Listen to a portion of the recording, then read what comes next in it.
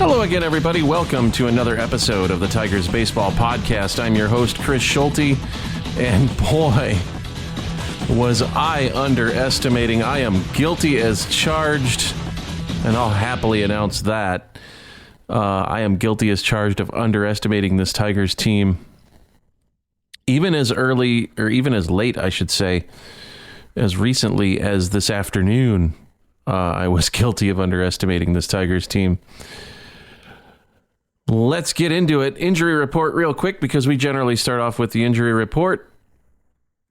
Nothing to report. Reese Olson is back, and he made his major league, well, not his major league, but he came off the injured list on Monday. Wencel Perez, of course, is back. He had a big series in Kansas City. So that's cool. Everybody's healthy. The bullpen is overworked and underpaid, but you know what? That's being a bullpen. That's being a reliever in Major League Baseball. So there you go. So let's get into it, and let's go ahead and take a look at what's been going on over the last week. Detroit goes 5-1 on their 6-game 2-city road trip to Kansas City and Baltimore. A meat grinder of a schedule. 3 in Kansas City and then 3 in Baltimore after a 3-game set against the Orioles last week. Of course, that was preceded by a 3-game set against the Rockies, so that kind of makes everything okay, I guess. But Detroit goes 5-1 in that 6-game set. Detroit sweeps Kansas City. That's huge. That's of huge importance when you think about where things are right now. Detroit is tied with Kansas City for the wild card in the American League. Now, if the playoffs started today, if the regular season ended today, I should say, Detroit would face Houston in the first round. They would be the third wild card. Kansas City would face Baltimore as the second and first wild cards. Why is that, you may ask? Because Detroit doesn't have the tiebreaker against Kansas City. They also don't have the tiebreaker against Minnesota, which is why Detroit needs to go 4-2 against the White Sox and the Rays, whereas Minnesota needs to go 3-3 against the Marlins and the Orioles. This after a 2-5 week for the Minnesota Twins. They lost 3 out of 4 to Cleveland. All of those wins for Cleveland, by the way, were in extra innings. And they lost 2 out of 3 against the Red Sox. Now, the one game they won was in extra innings on Friday, oddly enough, and they almost lost that one. But then today they had a combined 17-4 falling apart in a doubleheader against Boston, 8-1 in Game 1 and 9-3 in Game 2. And you know what? I'm not complaining about this at all. What I will say is this. Detroit is reaping what they've sown, and here's why. Detroit is 6-7 against Cleveland, 6-7 against Minnesota, 6-7 against Kansas City. There was a game in Cleveland where Jason Foley came on in the bottom of the 9th, and Detroit was up 2-1. Jose Ramirez hits a 2-run bomb in the bottom of the 9th. Cleveland walks him off 3-2. Foley gets that save in July. Detroit 7-6 against Cleveland. There's a game in May against Minnesota. Game 1 of a doubleheader against Minnesota in Detroit. Detroit is up in the top of the 9th. Minnesota comes back and ties it at 4. Jason Foley again spits the bit.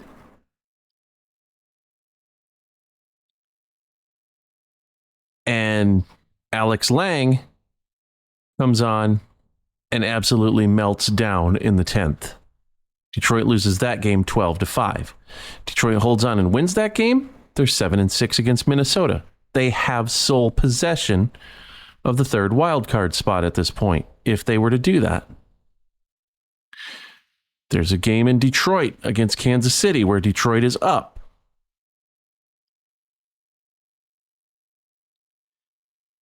Kansas City comes back and takes the lead in the top of the 9th. James MacArthur comes in, shuts the door in the bottom of the 9th. Kansas City goes 4-3 against Detroit. 3-3 against Detroit at home. No, 4-3 because they swept Detroit and Kansas City in May.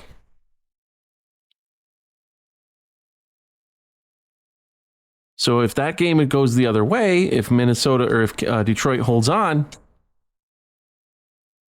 and wins that game, guess who's in the second wild card spot right now? Because they have the tiebreaker. I'm not worried about the 6-7 record against Cleveland, because Detroit's not going to catch Cleveland. Cleveland has officially clinched the AL Central, and that's fine. Good for them. Stephen Vogt, your manager of the year. That just means that the team you took over from Terry Francona last year absolutely sucked, and now they don't suck. So, congratulations. But if Detroit goes 7-6 against Minnesota, if Detroit goes 7-6 against Kansas City, Detroit has 84 wins instead of 82, and they're firmly ensconced in the second wild card spot. Because not only do they have the tiebreakers with Minnesota and Kansas City at that point, they've also got the tiebreakers with Seattle and Boston. Now, Boston, yeah, you might as well say Boston's out of it. They're 4 games back of the last wild card spot. I don't know if Minnesota holds the tiebreaker with them or Kansas City does, but I know Detroit does. And we're going to get to Boston in a minute. Detroit swept Seattle at home and took 2 out of 3 against Seattle on the road in Seattle earlier this year. So they are 5-1. They have the season series already all wrapped up with Seattle. So should they actually get into the playoff, or should Seattle actually come back and tie Detroit for that last wild card spot, Detroit would automatically get in because of the tiebreaker, because of the season series, the head-to-head record. And that's fine. Now, let's talk about Boston. I have a problem with one of the Boston announcers that I heard tonight. So I'm sitting there listening to Game 2 on Sirius XM,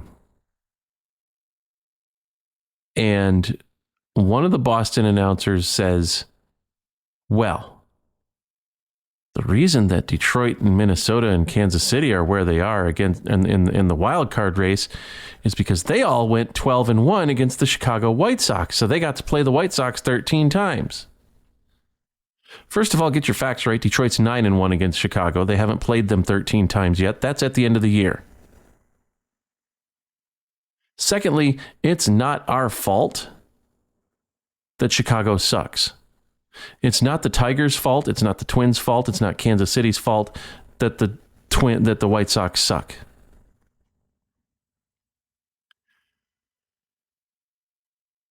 Derek Falvey didn't go out and hire Chris Getz.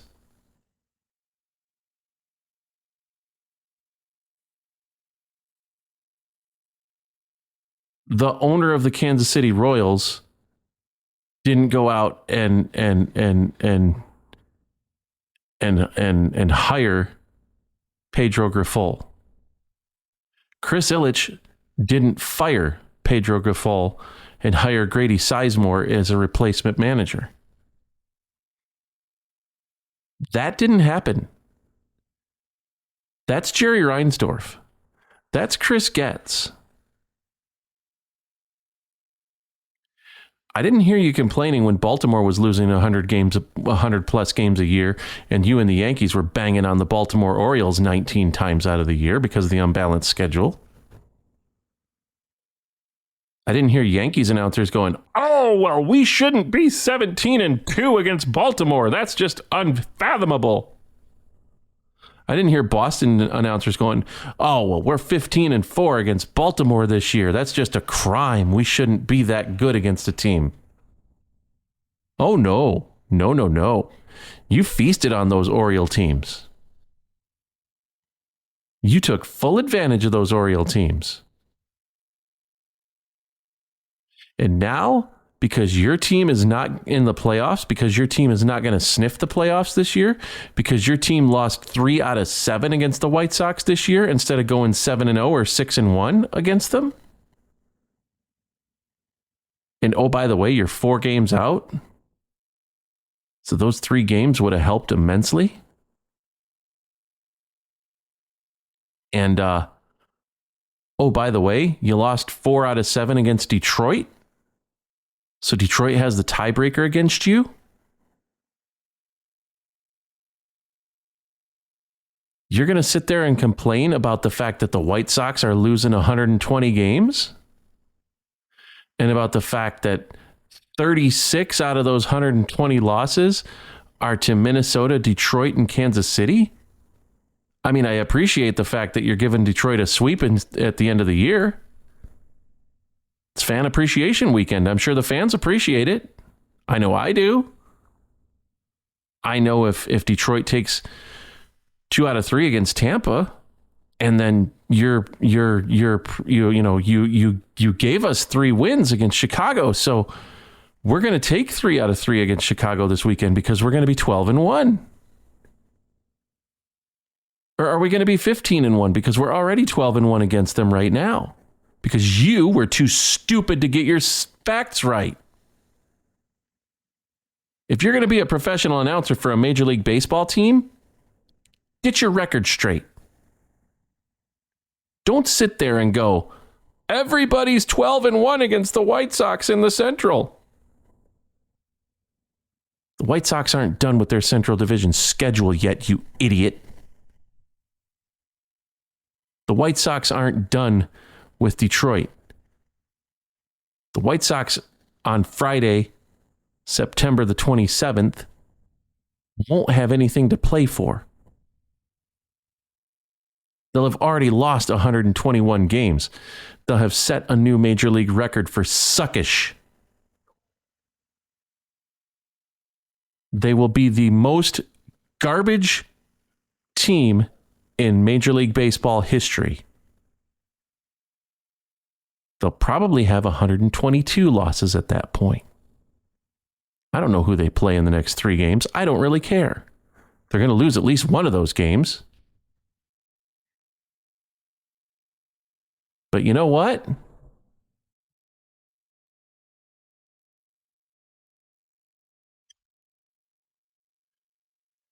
The fact of the matter is,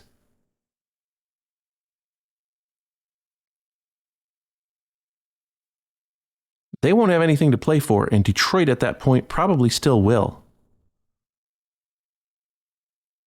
Unless Detroit goes 2-1 against Tampa, and Minnesota gets swept by the Marlins.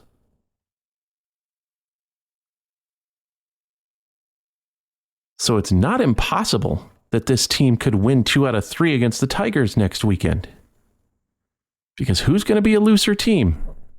The team that's already done it? The team that's already lost? The team that's not trying to fight to keep from losing 121 games? Or the team that's going to be fighting for a playoff spot? Who do you think's going to win that? Who do you think is more loose at that point? More relaxed? Less likely to screw up and make a bad throw? Or less likely to try to hit a 3-run homer with nobody on base and strike out?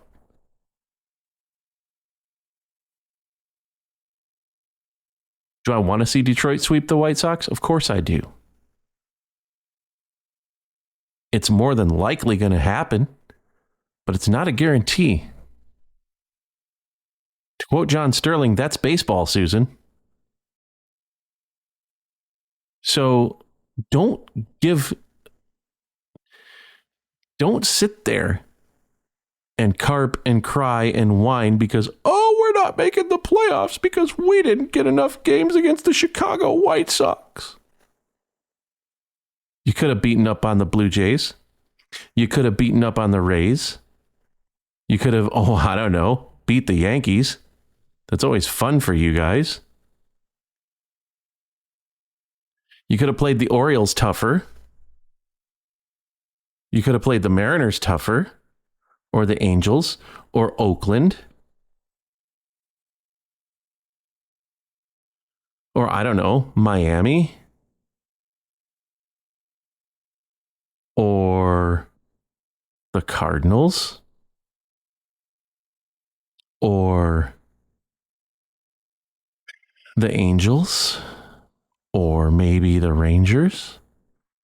Or maybe the Rockies. Or, the Giants. There's any number of teams that you could have beaten one more time. And if you'd done that, you'd be playing wild card. You'd be in the playoff hunt too. You might actually even have a wild card spot. And Detroit and Minnesota wouldn't be there. But you know what? You didn't. So suck it up, princess.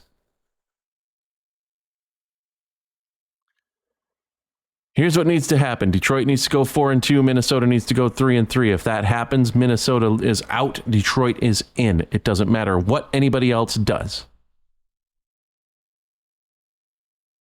I understand that the Mariners are a game back, but the Mariners have 3 against Houston this week, I do believe. They're not going to go 4-2. If they go 5-1, Detroit goes 4-2, then Seattle's in, but I don't see that happening. If Detroit goes 5-1, they're in no matter what, because I don't think Minnesota is going to go 5-1. And even if they do, Detroit's still a game up on them. They'd have to go 6-0. That's not going to happen. I'm not even worried about Kansas City. Yes, we're tied with Kansas City right now, and the MLB app actually shows us in second place in the division, which I don't understand, because Kansas City holds the tiebreaker. So we're tied with Kansas City, but because Kansas City holds the tiebreaker, they're in the second wild card spot. If they go 1-5, then I'm okay with that. If they go 2-4, I'm okay with that. All we have to do is win. If we win, we're in. Congratulations to the Detroit Tigers, by the way. They've got a winning season for the first time since 2015.